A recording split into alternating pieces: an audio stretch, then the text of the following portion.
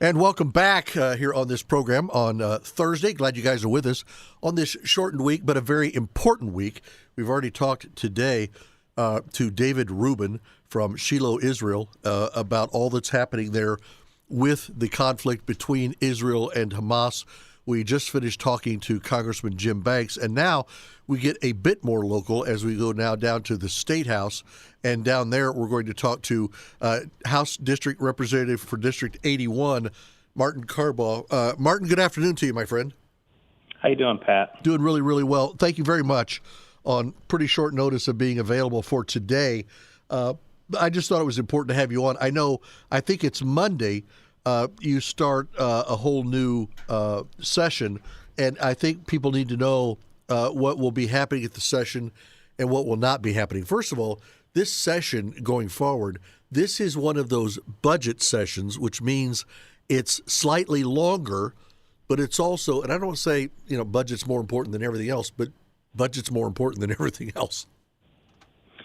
Well, it actually isn't. So let me correct you. See, that's what I'm waiting for. So this is not a budget session. We passed a budget in 2023.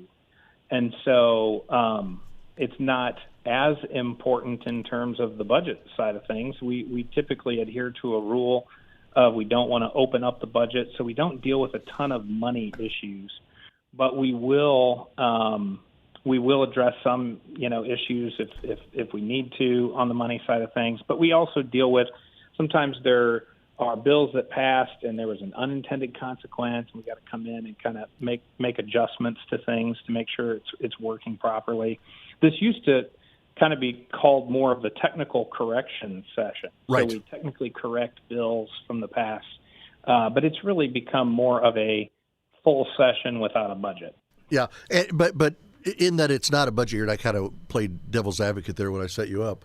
But fancy me doing that. But what it does is it does allow you to deal with some things that are not directly budget items, but there's very little in government that's not somehow a budget item, and that affects things that you guys will consider in the next session. That's right. This gets more into policy discussions. Now it's a short session in length too. So budget sessions normally go till the end of April. This one will be done no later than the middle of March. We're hoping to be done that first week of March. That's what everybody's talking about. Although this will be my 12th session, Pat, and I always hear rumors of things being simple and getting done and not as controversial, and it's usually anything but any of that. Yeah. It's nowhere near that. You're exactly correct. One of the things that I was curious about, you had made it known to me. I want to bring up a bill, House Bill number 1017. This is a bill that's going to have some people yanking their hair out, screaming like their backside is on fire and running for the exits. And this bill, I'll let you explain what it is, but this bill really has no hope of actually becoming law, right? No, and many bills that get filed are not going to become law. Thankfully, we have plenty of laws. Now, some of our bills are repealing laws, so I don't want to say that all bills passed are new laws. But it is important, and I'm glad you brought it up. I mean, it's important for people to kind of listen to the coverage of the State House early in session in January with a degree of skepticism. Anybody can file anything at the State House. Any duly elected state representative or state senator can file any type of bill they want to file. And they all get assigned to a committee, and then that committee the chairman decides whether that bill has an opportunity to be heard and become law potentially or not. Yeah. So you'll see articles written about bills. This one in particular may garner some attention, dealing with not teaching history of any president who owned slaves is what that bill has in it. That's starting to slice things very political and very oddly. Yeah, it says it's filed this bill. It's done to amend the Indiana Code concerning education, but what it's really trying to do, isn't it, that it's actually trying to gin up those that owned slaves and those that didn't. Here's what I'm pretty sure of. I don't think there's anybody in Indiana today that owns slaves. or that currently That's what I own know slaves. of. I think we're a little bit beyond that, but yet somebody is using this opportunity, and I see names here as I go through this, like presidents of the United States who own slaves. I see names like Christopher Columbus. What are they trying to do in this bill? They're playing to their political base. It's a bill filed by one of our Democrat colleagues in Lake County, and and I'm friendly with him. He's on the education committee, but we obviously don't see things. We don't see things the same, and unfortunately, some people view things only through a race lens. Most of us don't. Right. And so I think this is really kind of an election year, gin up the base and get them fired up about some of the legitimate education bills that we've pushed through, limiting access to sexually explicit material. I think it's really a shot at what we've tried to do, getting some of the worst sexually explicit material out of our school libraries. Yeah. And so often I have found, I'm not saying this is true of this particular legislator or of this bill, this non-bill bill, but sometimes I find out more often than not, rather than trying to deal with the things that really are affecting our kids and our youth, we're trying to protect them from things that really are not really current issues with regards to our kids and our youth. And I think that you cause division between, and I'll just say it, between left and right, between Republican and Democrat, and between Christians and non. And bills like this are often used like hand grenades, where you just throw them into the room and they blow up, and whoever they hit, they hit. This is a horrible way to do legislation. It really is. And that's why this will mark it down. I'll bet anybody on it. This has 0% chance of becoming law.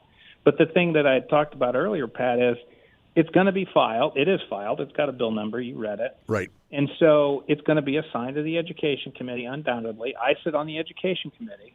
And then what that'll sometimes do is give somebody in the media the opportunity to write about, well, lawmakers are considering not teaching history about presidents who owned slaves. Right. For Columbus. They can write it as if it's almost law. Right. And there's no chance it's going to ever get a hearing. So one thing I want to encourage is for folks, when you see those things, that just take a half a second and think, does this even make sense in a Republican supermajority run state? Mm-hmm. Does it seem like this would even have a chance? And if the answer is, gosh, I hope not, then the next step is reach out to your senator, reach out to your state representative, and just ask. I've had some constituents do that, and we've created a really good synergy about some of these bills, where when they see them and are like, oh my gosh, what are they thinking? They know to call and talk to me first, and Right. then I can talk them through.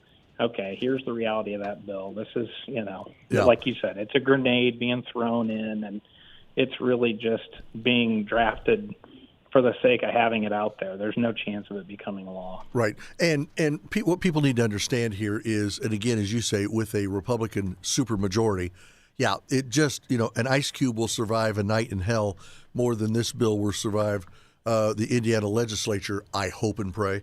But at the end of the day, if we would all just stop, Martin, and just think, and, I've got people, what I'm going to start doing? I'm going to start making you a recipient of all things that come to the Pat Miller website, and all my emails. And I want you to get all of them so you can see what I deal with. And I love my listeners, but there are some people out there that don't think any further than the end of their nose, and that's where the problem is.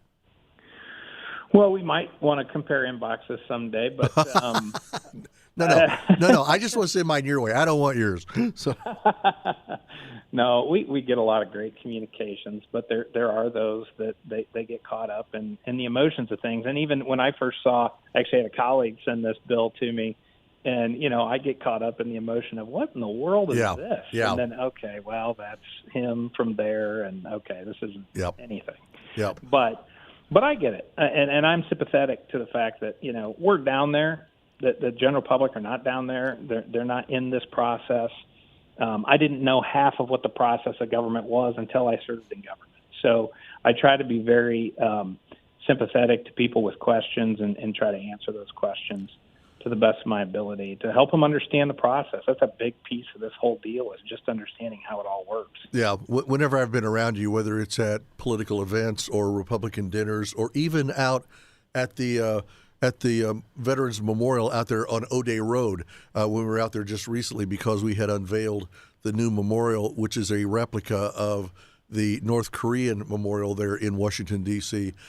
I sit back and I watch you sometimes, and I am always highly impressed with how it is that you never shut people off and you keep yourself open to them.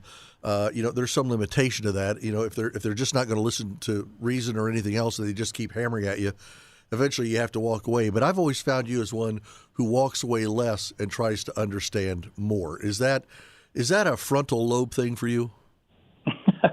It is. I think holding an elected office that's voted on by a bunch of citizens, I think it's part of the job that you have to do that. Now, to your point, if there's somebody who simply just wants to yell at you and doesn't really want to have a discussion, I'm not sure how productive that is. Right. I can take a little bit of that to the point where if it's not productive, then I want to talk to people that I can be productive with.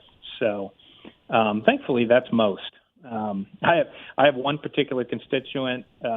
He is he's actually become a good friend. He is definitely a Union Democrat, never vote for me guy, and right. He is the most respectful guy. We have great conversations. Don't you love that? Yeah, it's fantastic. And I even one election I said, this one could be close, and I appreciate our conversations. I'd love to have your vote. And he said, I appreciate you asking me, but I just can't do that. No. So I was like, okay. And we still got together this year and had another really good conversation. Yeah, I like you, but I've got limits. So there you go. Yeah, I guess so. Well, listen, I hope you had, with your lovely bride and your children, I hope you had a fabulous Christmas and New Year's, and I hope you get whatever rest you need to get ready for this new session, which begins on Monday down there. It's a shorter session, but it could still be intense. So you've got a lot of legislating to do. But Martin Carbaugh from Indiana's 18th, what did I say, 18th? No, 81st. I'm a dyslexic talk show host. But it is the 81st. Yeah, but Martin, blessings on you. Thank you very much, as always, for making yourself available to us. We appreciate it very much. We'll talk to you again soon. All right. Thanks, Pat. Podcasts by Federated Media.